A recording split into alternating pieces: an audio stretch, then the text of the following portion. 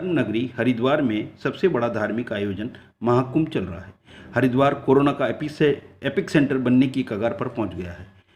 अब हालत बेहद चिंताजनक होते जा रहे हैं। कोरोना के आंकड़े और जमीनी हकीकत बेहद डरावनी होती जा रही है।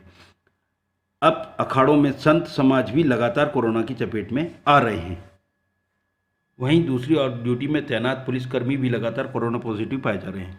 आईजी कुंभ मेला संजय गुंजवाल की माने तो ड्यूटी में तैनात 20 पुलिसकर्मी अब तक पॉजिटिव निकले हैं, जिसके बाद उनके आसपास तैनात और उनके संपर्क में आए कई पुलिसकर्मियों को आइसोलेट किया गया। लिहाजा पुलिस प्रशासन हर मेले के बाद तमाम पुलिसकर्मियों की जांच करवा रहा है जो ऐसी जगह पर तैनात हैं जहां पर भीड़ भाड़ ज़्यादा हो। इसके बावजूद भी केस लगातार बढ़ रहे हैं। सरकार की लाख पाबंदियों के बाद भी कोरोना वायरस पैर पसारता जा रहा है। बीते 12 अप्रैल को हुए शाही स्नान के दौरान पॉजिटिव की संख्या 409 थी, जिसमें अब तक कई संत समाज के लोग भी इसकी चपेट में आ गए हैं। कोरोना के हालत का जायजा लेने the Veer Bharat news times Juna अखाड़े का रुख किया, जहां पर हमने पाया कि स्वास्थ्य विभाग की टीम लगातार जूना अखाड़े के संतों की जांच कर रही है। 2 से 3 एम्बुलेंस लगातार साधु समाज के अखाड़ों के आसपास लगाई गई है। जैसे ही किसी साधु संत की तबीयत खराब होती है, वैसे ही उन्हें अस्पताल में भर्ती करवाया जा रहा है। दूसरी ओर प्रदेश के मुख्यमंत्री तीरथ सिंह रावत तो अलग ही ज्ञान बांट रहे हैं। मुख्यमंत्री तीरथ सिंह रावत का कहना है कि कुंभ मेले में काफ़ी संख्या में लोग आ रहे हैं, लेकिन वो किसी एक घाट पर नहीं है, बल्कि 10 किलोमीटर से ज़्यादा के दायरे में फैले घाट पर स्नान कर रहे हैं। प्रशासन और सरकार अपनी पूरी मुस्तैदी से काम कर रहा है और भव्य कुंभ को अच्छी तरह से समापन किया जाएगा। हरिद्वार में जिस तरह भीड़ लगातार बढ़ रही है, साधु संत और पुलिसकर्मी जिस तरह से संक्रमित हो रहे हैं, उससे अंदाज़ा लगाया जा सकता है कि कुंभ समाप्ति के बाद न केवल हरिद्वार की मुसीबत बढ़ सकती है, बल्कि यहाँ से जाने के बाद साधु संत और भक्तों की संख्या अन्य राज्यों के लिए भी चिंता बढ़ा सकता है। आज तीसरे शाही स्नान पर हरिद्वार आए श्रद्धालुओं को काफ़ी मुसीबत का सामना करना पड़ा। श्रद्धालुओं को बैरिकेड लगाकर रोक दिया गया और उन्हें हर की पौड़ी नहीं आने दिया गया, क्योंकि हर की पौड़ी अखाड़ों की पेशवाइयों के स्नान के लिए पूर्णतः आरक्षित था।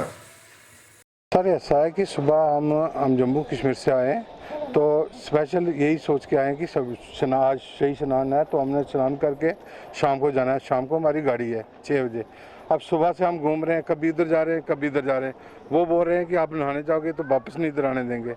अब ये वाले इधर ही नहीं अंदर आने दे रहे थे भाई कि आज जो है सिर्फ साधुओं के लिए है।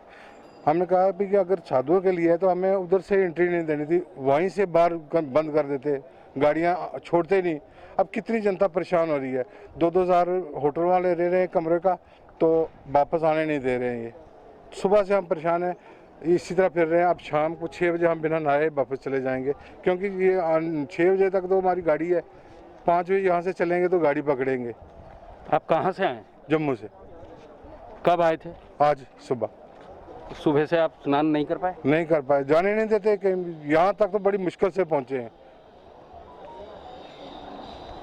हम लोग देखो कितनी एक्सपेक्टेशन लेके आते हैं, बहुत गुजरात से आते हैं और टाइम भी निकाल के आते हैं, पैसे खर्च करके आते हैं, तो इधर आने का कोई मतलब ही नहीं है ना। देखो शाही स्नान में नहाने का ही महत्व है, तो फिर कहीं भी नहाने क्यों जाएंगे, वो प्रॉब्लम है। कहाँ से आए और कब आए थे? और हम लोग 4 दिन पहले आए थे और गुजरात अहमदाबाद से आते हैं हम लोग। सब रास्ता कभी इधर बंद कर देते हैं, कभी उधर बंद कर देते हैं, तो ये तो नहीं करना चाहिए ना पब्लिक के साथ। आपके हिसाब से जो सरकार की व्यवस्था थी वो उचित नहीं रही? नहीं, देखो साधुओं को स्नान करने दो, लेकिन उसका कोई फिक्स टाइम रखो, 11 या फिर 12 बजे तक। फिर बाद में तो पब्लिक को जाने देना चाहिए ना। यहाँ पे नीचे तो खाड़ा वाले नहा रहे हैं, स्नान कर रहे हैं ब्रह्म कुंड में। यहाँ पे इस तरफ तो ऊपर कहीं भी सिविल स्नान कर रहे हैं, मगर हमें नहीं जाने दे रहे। मैं तो डिस्ट्रिक्ट पुंछ से आया हूँ दूर से। शाम की हमारी ट्रेन है, ये 6 बजे एंट्री है यहाँ की जाने की नीचे सिविलियन को।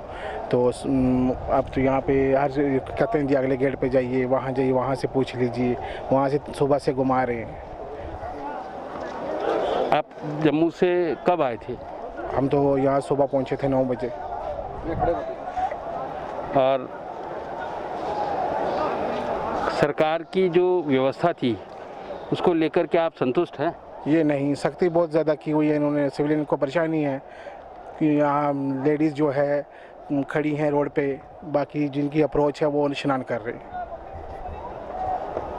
आए हैं परसों, कल सुबह उतरे हैं 11:30 बजे वाली ट्रेन से और यहाँ आए हैं। कल तो स्नान हो गया हमारा, आज का स्नान संतों की वजह से इधर नहीं आ पाते हैं, शाम को ही हो पाएगा इसलिए। और सब आए हैं तो संतों का दर्शन भी तो होना चाहिए, अगर कोई आया है तो उनको दर्शन भी मिलना ज़रूरी है।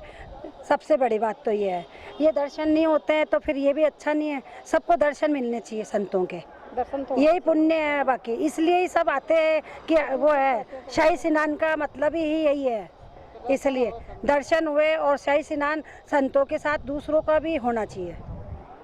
आपके हिसाब से आपने अभी तक किसी भी संत के दर्शन नहीं किए? नहीं, बिल्कुल नहीं किए, बिल्कुल नहीं किए अभी तक, इसलिए हमारे तो खुद का ही संत। इसके अलावा आप और क्या क्या दिक्कतें यहाँ महसूस कर रहे हैं?